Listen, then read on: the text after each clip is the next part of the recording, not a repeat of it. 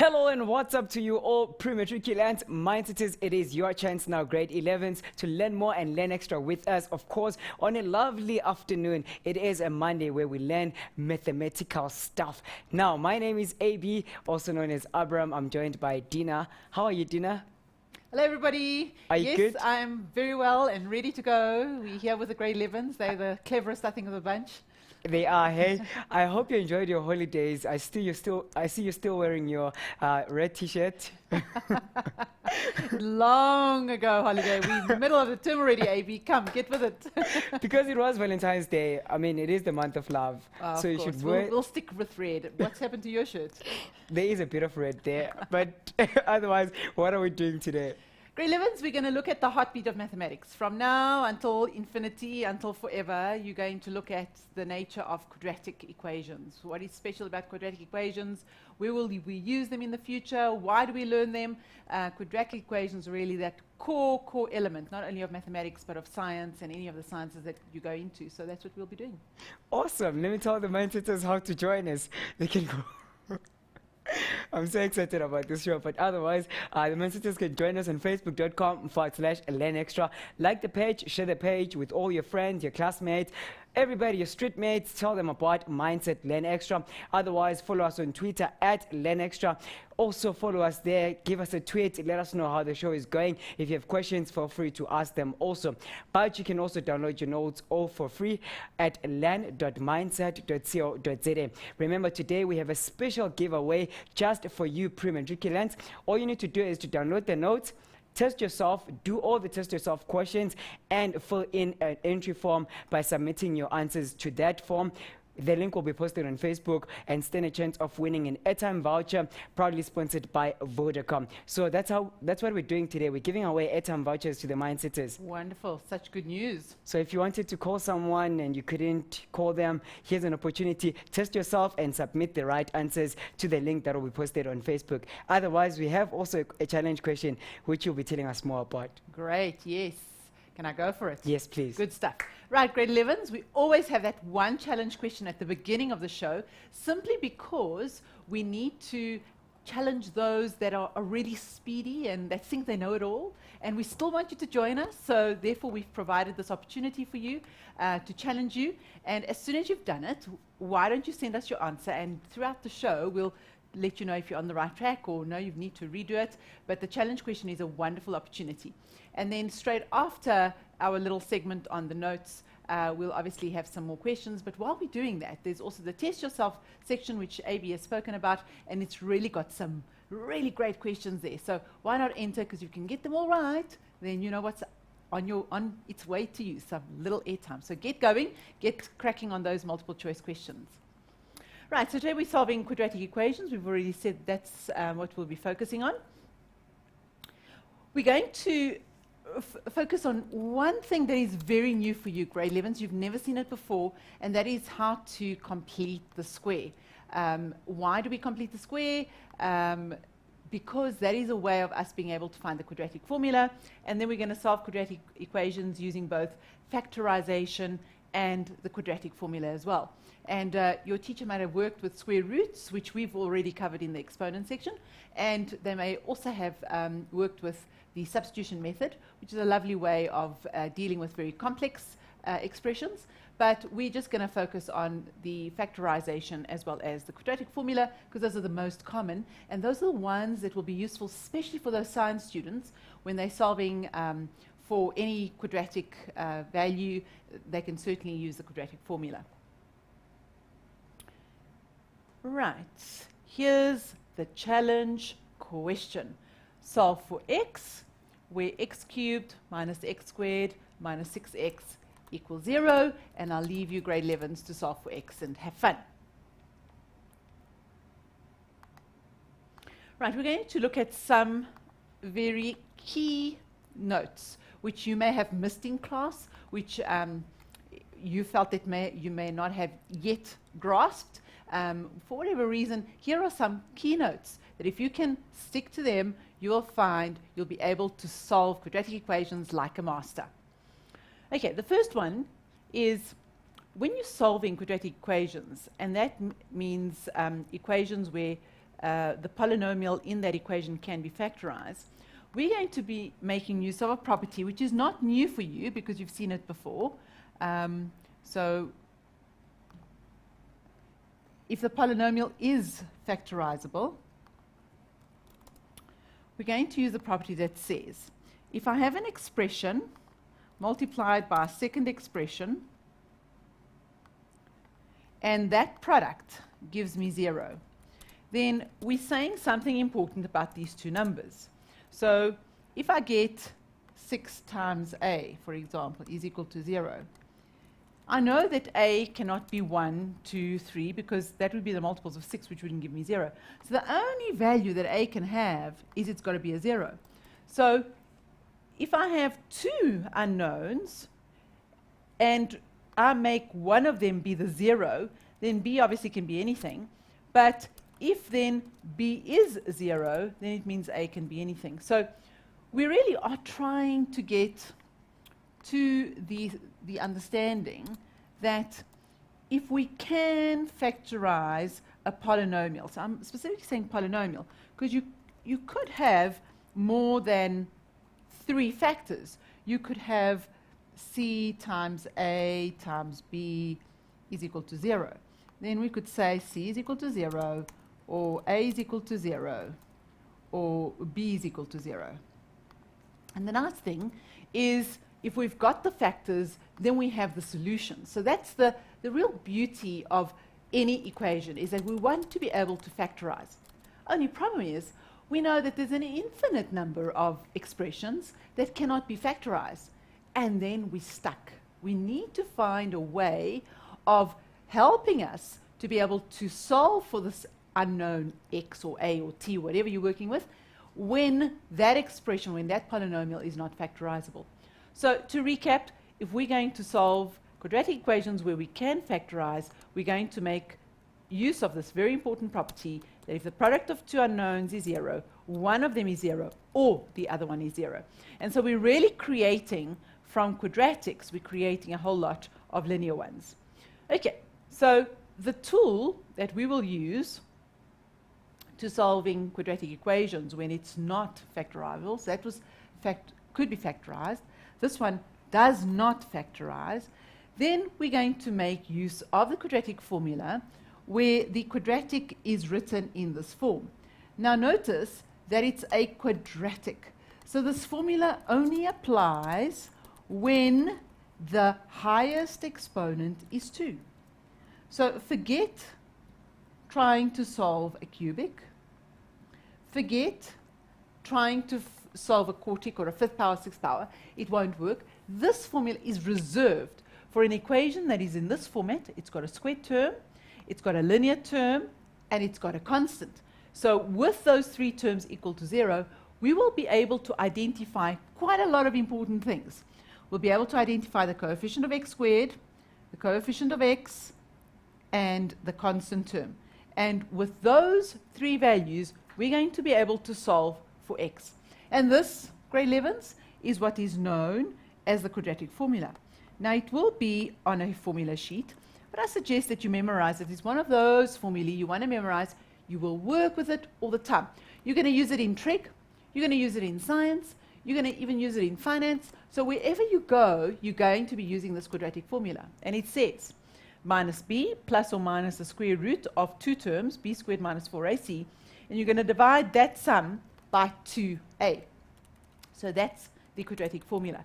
Now, some students have asked, could I use the formula even if it's can be factorized? Of course.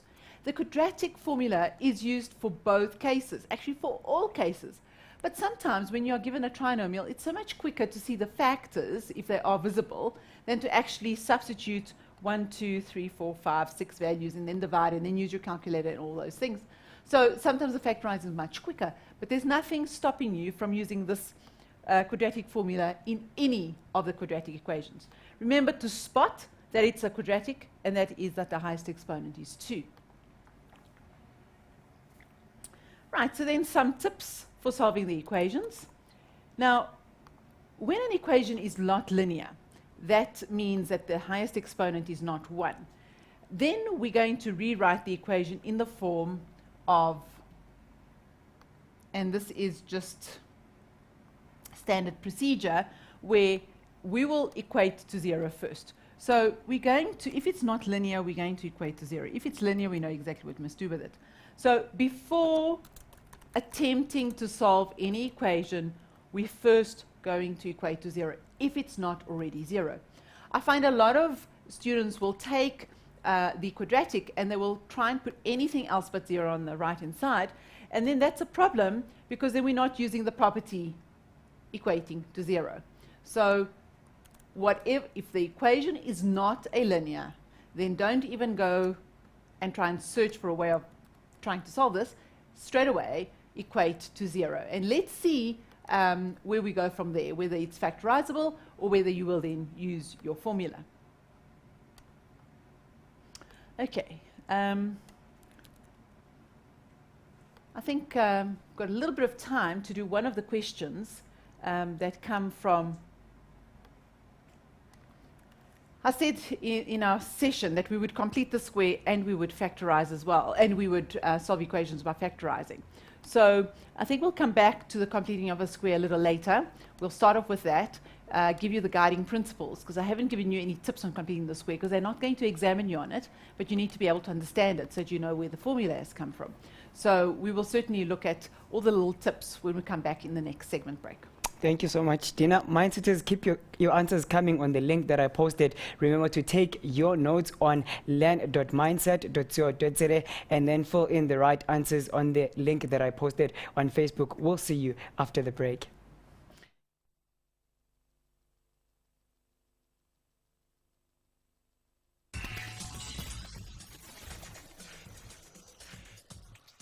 Welcome back, pre-matriculants.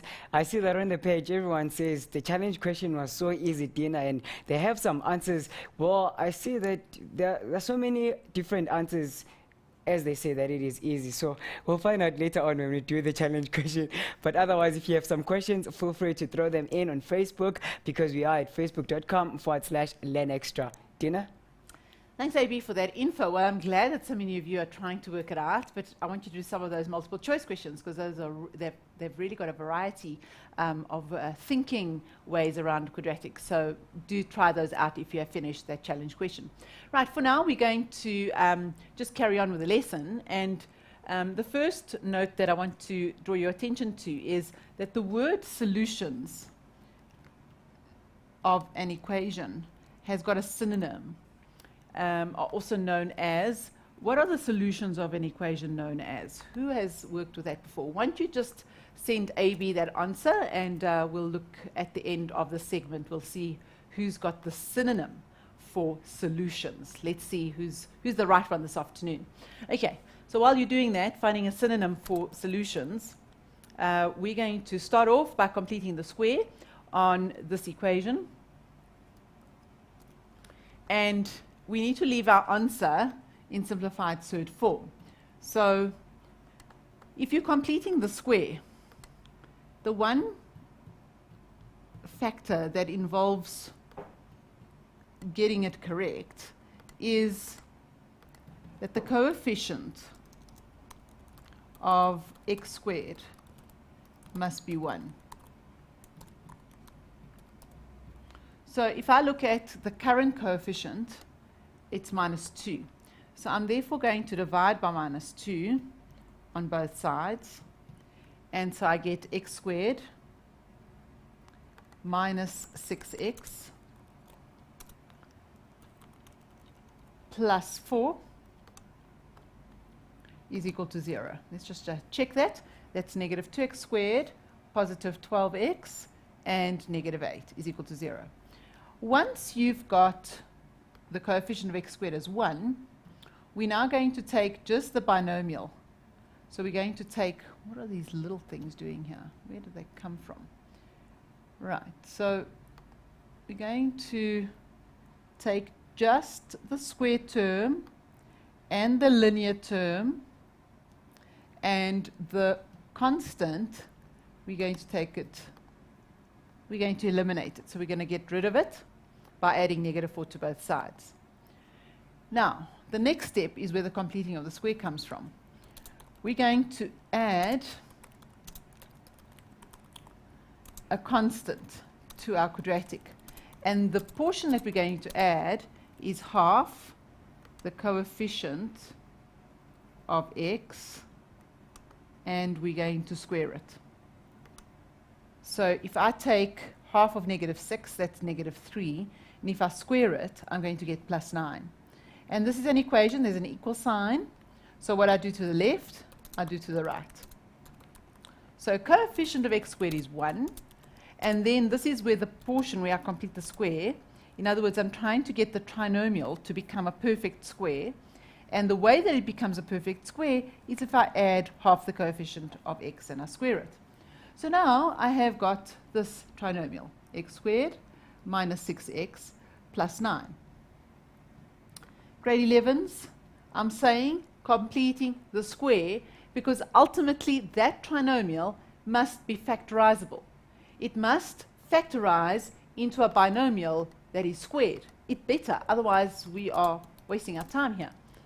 So it factorizes as x minus 3, and we're squaring it. Does it work? -3x, -3x is -6, and -3 times -3 is +9.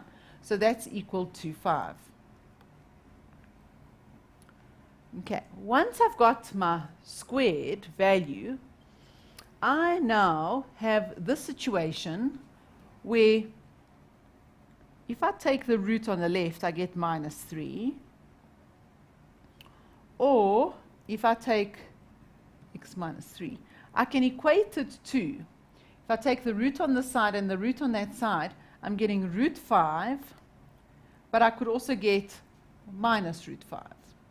So this is something that you brought from grade 10, and that is that if you've got x squared is equal to 4, let's look at a perfect square example, then the quadratic equation has two solutions. It can be 2 or it can be minus 2. Because if I substitute 2 and I square it, I get 4. I substitute -2 into my quadratic, I also get 4. So a quadratic has got a possibility of two solutions, one a positive, one a negative. So I'm doing the same thing, but because I've got a non-perfect square, I've got 5, I'm going to look at x minus 3 is 5, or x minus 3 is negative root 5. And then to end it off, I can now solve for x and say that it's 3 plus root 5, or x equals to 3 minus root 5. Okay, and I would really only do that if I was asked in the instruction to complete the square. Otherwise, I know that this method is there to help us prove the quadratic formula, but I wouldn't ordinarily use it. I would stick with the quadratic formula. It gets to the solution much quicker. Okay, so just to recap, if you do not make the coefficient of x squared 1, you are stuck, you can't go anywhere. So that's what we did first. Coefficient of x squared is 1. Then we've added the most important part, this green portion. We've added half of -6, which is -3, and we've squared it, so we've multiplied by itself, which is 9, but we don't want to unbalance the equation. So if we had to take away the 9, we would still be getting the same equation. It's still equivalent. And once we've done that, we can now factorize into the binomial squared. So at this stage over here, we have factorized into, why do we say that this is a perfect square? Because it's made up of two factors that are the same. They're exactly the same. So x minus 3 times x minus 3, it will give you the area of a square, and your area of the square is x squared minus 6x plus 9. Okay, and then you can just solve for the x once you've taken both sets of solutions. All right. So that is completing the square in a nutshell. Now, okay, Dina, before yes. you move on that question, I seem to be having some questions from the mindsetters. Yes. They say, why did you plus the 9? Why don't you just divide by 2 both sides? We did divide. Let's go over it. And others say, why don't you divide by -2 both sides? We did divide by -2 on both sides. If you look here, you've got 0 divided by -2 is still 0. So we did do that. Grade 11s, we've divided everything by -2. We've divided that term by negative 2, we get x squared. We divided that term by negative 2, we get negative 6x. We've divided negative 8 by negative 2, we get positive 4. And we've divided 0 by negative 2. And 0 divided by negative 2 is still 0. So we have divided.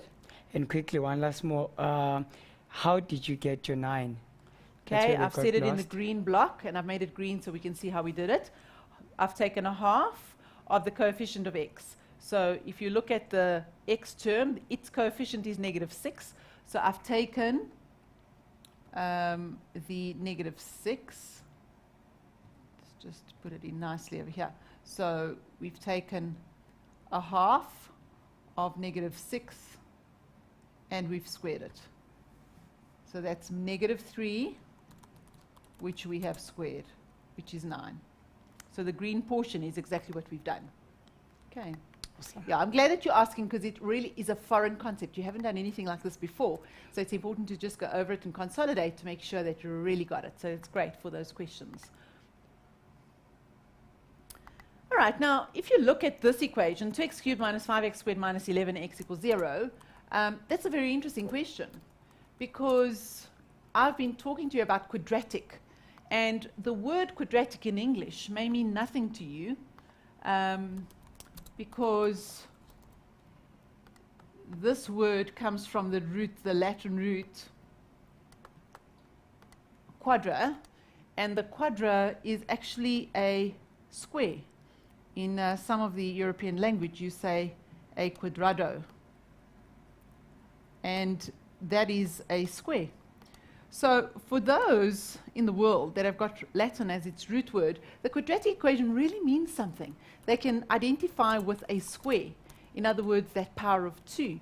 But for us in South Africa, where the language doesn't really build up from the Latin, you really have to really memorize and make it part of your bloodstream that a quadratic equation means that the highest power is 2. The moment I come to this equation, the highest power is not 2. The highest power is 3. So what are we going to do with it? Well, we do what we do with all nonlinears. We try and see if it's factorizable. So I look at all 3 terms and I ask myself, is there a common factor in all these 3 terms? Yes, there is. There is an x.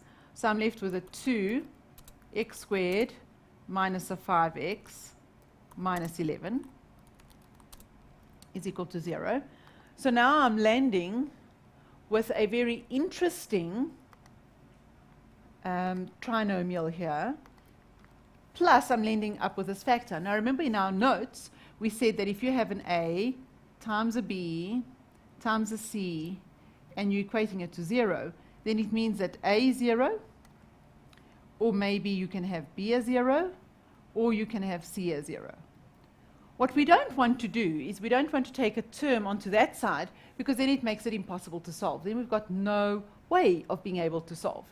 So we now have this factor times that factor, so we've got x can be 0. And it's true, isn't it, that x can be 0, because 0 minus 0 minus 0 give me 0. So x can be 0. Or we've got 2x squared minus 5x minus 11. So we've got a really interesting case here of whether this particular quadratic is this factorizable. And some of you may say, well, yes, you think that 11 and 2 will factorize. Well, I'm beginning to doubt whether it does factorize. So because I'm doubting myself, I'm going to automatically use the formula. But before you do that, what is A? A will always be the coefficient of the x squared. B will be the coefficient of x. And C will be anything that's not attached to the x squared or the x, which in this case is minus 11. And now I will use the formula, write it down every time as negative b. You can have the positive or the negative of this square root, b squared minus 4ac, and you're dividing everything by 2a. And now we can substitute. B is negative 5, and in other words, we've got a negative 5 squared minus a 4 times an a, which is now a 2, and the c, which is negative 11. And we're dividing that by 2 times 2. So all I've done is I've substituted in those ABC values into the formula, and simply because I want to illustrate that if you're not sure if it's factorizable, you can go ahead and just replace the coefficients, and it gets us to this. Plus or minus the square root of 25 plus 88. So it looks like it's 113 if you check my arithmetic. So we've got 25 and 88, 113. And that really is the two x values. Now notice that there are two x values inside here. There's an x of 5 plus that root over 4, or there's an x equals 5 minus that root over 4. So there are actually two values. And we've got the other one that we've left behind because it was so quick. It took us so quickly to find out, and that is that x can be 0 or x can be those two values as well. So that cubic actually has 3 solutions, and that's the maximum number that a cubic can have. Now notice, the quadratic, because it's square, it doesn't have 3 solutions. It only has maximum of 2. And we'll see in our next question, when is it that quadratics have 2 solutions, 1 solution, and 0 solutions? We're going to do that later on when we discuss the nature of roots, but let's have a look at an example that illustrates this. Again, the question is to leave the answers in simplified surd form where necessary, and we are going to be solving for x. And we are given 3 scenarios. We are asked to find x in the following equation. And if we look at it, what's its highest power? So we can understand its nature. It's a quadratic. It's power of 2. And then we'd like to know for these various values of k, what is x? So the first one would be, when is x minus 4 squared equal to 0? Now, grade 11s, it's obvious. When is that multiplied by itself 0? Well, if we had to write it out, this is what it would mean. When is x minus 4 equal to 0? Or when is x minus 4 equal to 0? Okay? It's following the 2 key properties of quadratics. It's already equated to 0, and it's factorized. So in that format, I have my solutions. X can only be equal to 4. So it's only got one solution. Now, the next one is interesting because if we write it down as x minus 4 squared is equal to -9, then just by writing down the equation, there's a contradiction here. This value is always positive. This value is negative. So there is a contradiction here. I am not able to find an x so that this is true. This is actually going to be a non-real solution. So I would say no solution in the real numbers. Okay, I can find a non-real one. Okay. So what about if we have x minus 4 all squared is equal to 5? Okay, notice that that one was equated to 0. This one isn't. So we'll need to do some manipulation and getting it to 0 first. So that's a -8x plus a 16 minus a 5 equals a 0. And then we get an x squared minus an 8x plus 11 is equal to 0.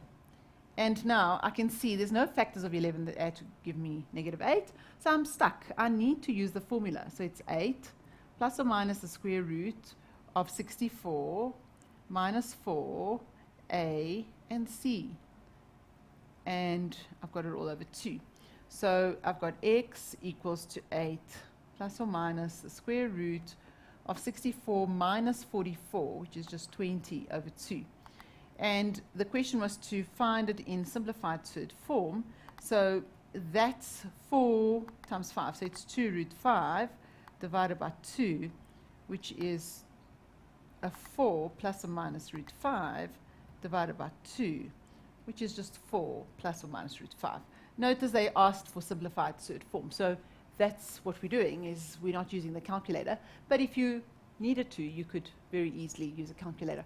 So we've looked at quadratic may have 2 solutions, a quadratic may have 1, and a quadratic may have no solutions.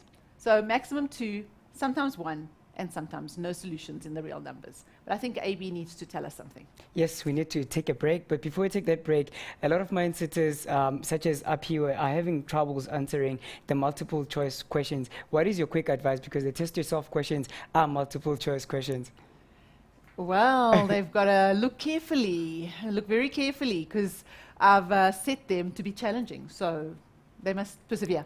Look carefully and do practice them and do them, because you stand a chance of winning an airtime voucher proudly brought to you and sponsored by Vodacom. So test yourself and submit your answers to the link that is posted on Facebook. See you after the break.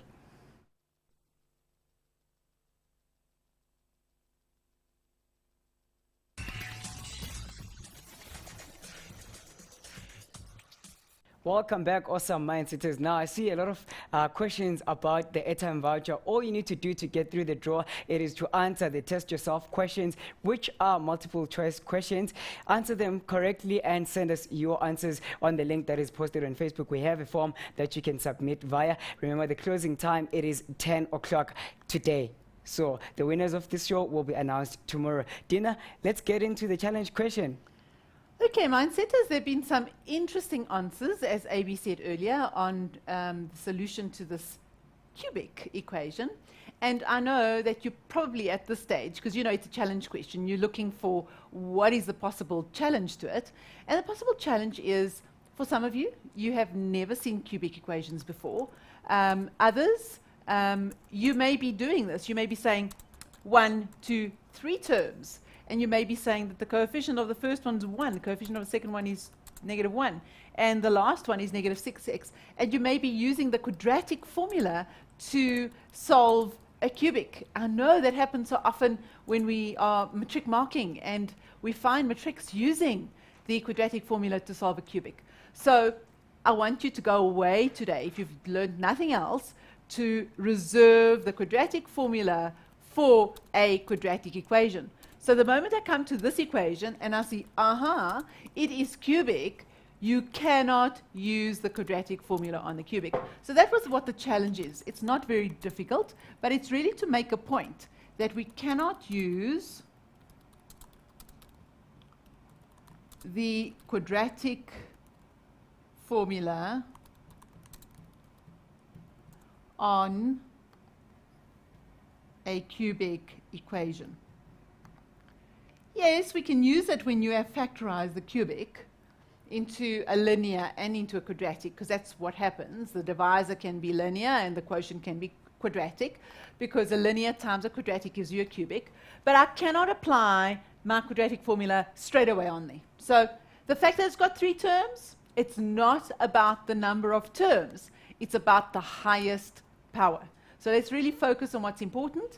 And so if you were going to now solve the cubic, later on in the year you'll find how to find the factors of cubics, but for now I've really asked you one where you could do it in grade 9. Really, your common factor is x, and then we've got x squared minus x minus 6 equals 0.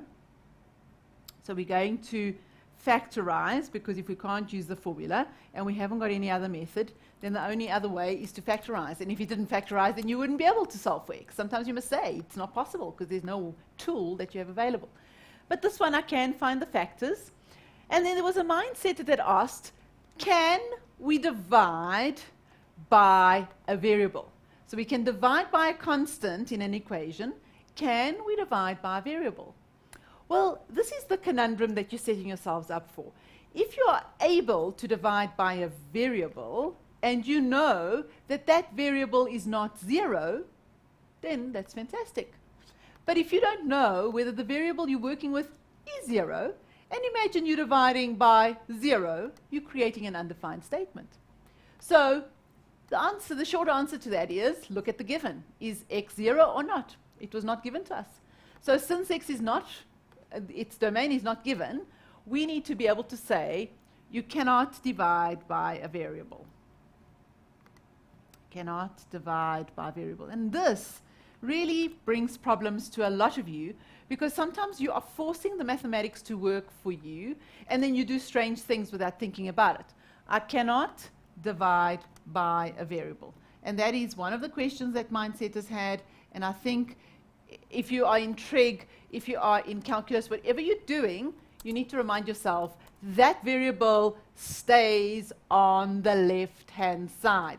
Can I divide by a constant? By all means. That's what a constant says. It stays fixed. It does not change. So a constant like 2, if you're dividing by 2, if you're dividing by 2, you're not dividing by 0. You know its nature. If you're dividing by x, you don't know whether x is 0. So therefore, you cannot divide by the variable.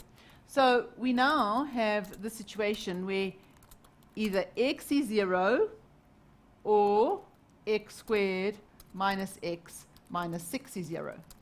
And now I've got a quadratic. Yes, that I can use the formula, but I prefer to use the factors because I can see them. I can see my factors. So x is equal to 3 or x is equal to negative 2. And so with a cubic, I'm getting 1 solution, 2 solutions, 3 solutions. There were some mindsetters who got them. Well done. There were others of you who only gave these answers because you divided by x. So you got rid of that one solution. So hopefully from today's show, I'm helping you to just recognize that you cannot divide by the variable. And that, grade 11s, is why I put this question in as a challenge, because there were two things. Cannot use the quadratic on a cubic, and you cannot divide by a variable. And that is very challenging if somebody hasn't absorbed the nuance of that kind of concept.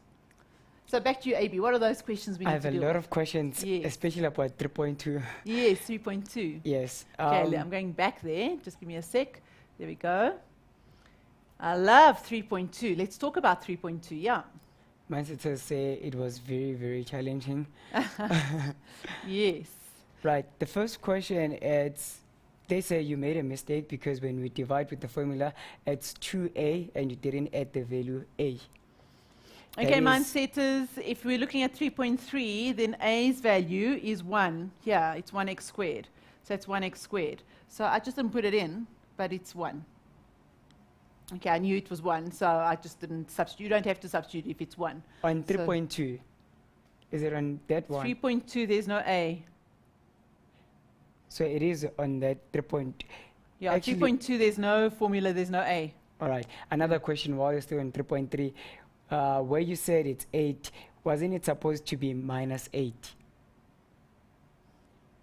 On question 3.3. Yeah, it's minus 8. The mindsetter said you said 8 instead of minus 8. Yes, it's negative 8. Oh, I see what they're talking about. It's the formula. I haven't written the formula just in the interest of time.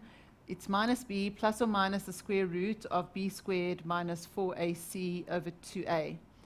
So negative b would be negative 8 times negative 1, which would give you this positive 8. So it's negative of a negative, which is 8. Okay, so I've just done the shortcut. Okay. Here's another question. Where you use the quadratic formula, if I used completing the square, will it be the same answer? What a lovely question. So if I use the quadratic formula, but I prefer to use the completing of the square, will I get the same answer? Mindsetters, what are you telling me this afternoon? What do you say? It doesn't matter what tool you use to solve for x, whether you use the quadratic formula, whether you use factorizing, if you can, or completing the square, whichever version. For example, on the challenge question, where we had this equation, x squared minus x minus 6 is equal to 0. I have factorized it. Grade 11s, I could use the formula if I wanted to, or I could complete the square if I wanted to. Yes, it is all, they are all valid methods of use the formula to getting x equals 3, x equals negative 2. And who asked us that question?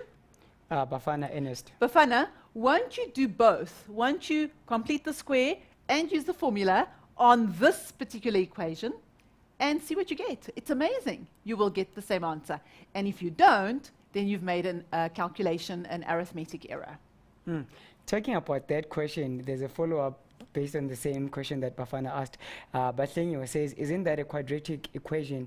It should have two answers only. Ah, even better. Should a quadratic equation not have two answers? And that is why I gave you question 3 in our improving skills, because we've actually noticed something very interesting. We've actually found, was it in this one? Yes.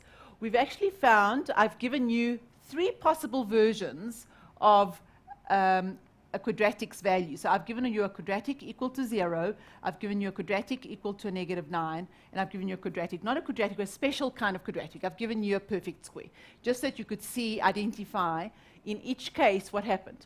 So when I gave you 0, we got one answer. So that one gave us one solution. And when you worked with a perfect square being equal to a negative number, we got no solutions. And when we worked with a positive number, we got 2 solutions.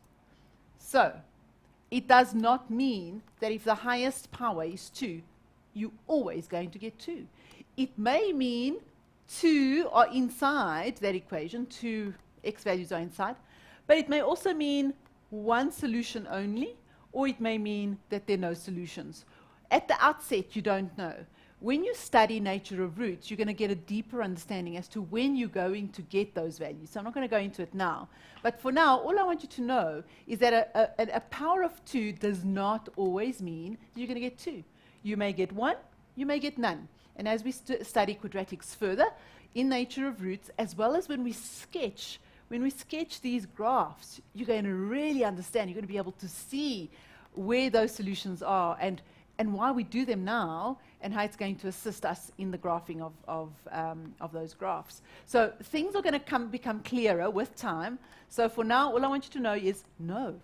If it's power of 2, you're not always going to be getting 2 solutions. What a lovely question. Thank you so much, Batlenyiwe. Here's another question from Faith. Can you factorize a fraction equation by completing the square? Yes, you can. And I am going to guess. I'm going to do quite a lot of guessing here. That a fractional equation, we're probably looking at something like this. So the mindsetter that's asked this question, I think, is asking this. If you've got a half x squared minus x plus 5 equals 0, they're asking, can we complete the square, and I'm assuming, on a coefficient of x squared that's a fraction, okay? And remember what our rule is that we want this coefficient to be 1. So the only rule that we have for completing the square is that the coefficient of x squared is 1.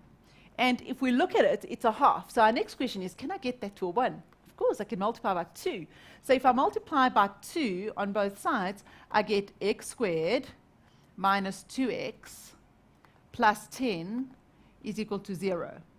0 times 2 is 0. And now I can complete the square on this portion.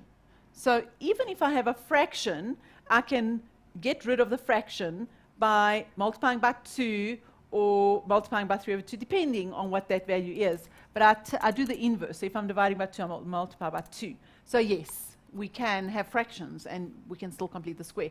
What's preventing us from completing the square is a coefficient of x squared. If that's not 1, then we're stuck. But if we can make it 1, if we can find an equivalent equation that makes it 1, then all things are possible.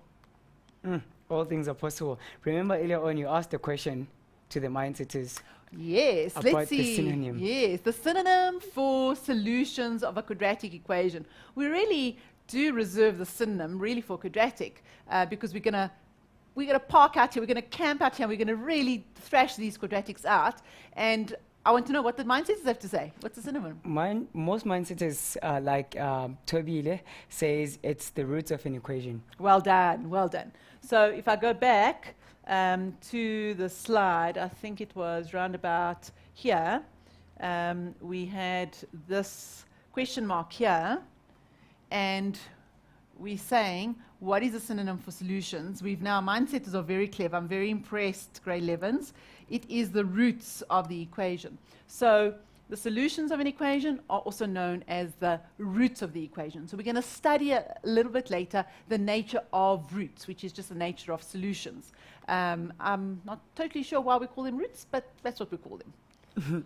All right. For now, we don't have any question. Unless you can take this last one. Yeah, we can. We can take as many as they have. Sponga says, can't we just divide by the half on completion when it comes to the function? We must be able Fraction. to have what they're talking about, I think. Where did I put it? Put it down here somewhere. There we go.